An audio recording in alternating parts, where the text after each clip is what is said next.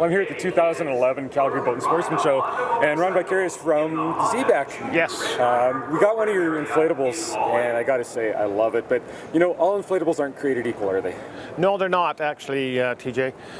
There's many brands, and with inflatables, quite honestly, I have to say, is buyer beware. So tell us some of the things you should be looking for when you're buying one. Well, some of the things you got to look for is areas where are subject to damage, such as the keel on a boat. Okay, if you don't have a strake down the center of the keel to protect it, that's an area where you hit a snag out on the water, you pull up in the beach, next thing you've got a hole in your boat. Right. Now your weekend's ruined, plus you got to take it in and get it repaired.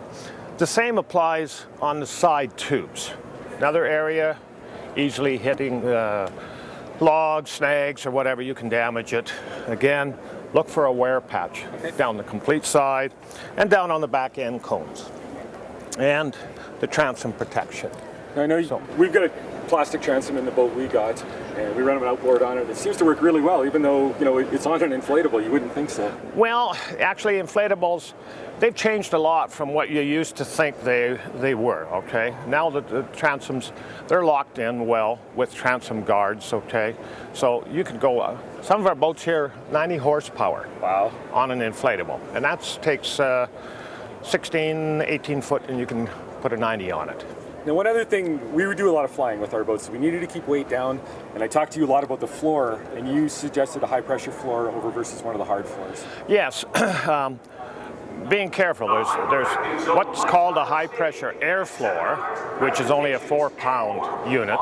Okay, so when you walk on it, it's still a bit like walking on a waterbed.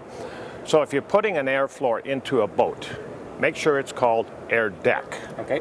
And we'll take a pressure of 19 pounds. And once you do that, it's light, but it is as stiff as aluminum or wood.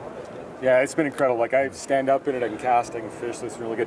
Now, a couple other things, you were saying these boats need to have the white Transport Canada sticker on them? Yes. It's law now in Canada that all boats are Transport Canada compliant.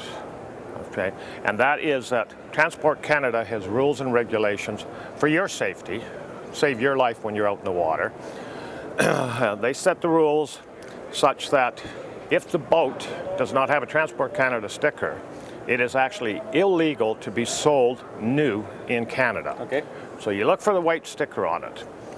All right, and the final thing I know you've talked a lot about is UV protection on these boats, and you see a lot of pretty inexpensive inflatables out there, and from what I understand, maybe they don't last quite as long? Well, if your boat's not UV stable, the sun is going to deteriorate it, it's going to delaminate, and the boat is good to you for maybe 2 years, 3 years. And that depends on how many times you use it. If you leave it in the box all the time, it's going to deteriorate as well, okay, because of the folds. So make sure your boat is UV stable, and then the seams should be quadruple seam construction, not a simple butt together and pour PVC in it. Those are the two items most critical on the boat, is the material, seam construction, and of course your wear patch on the bottom.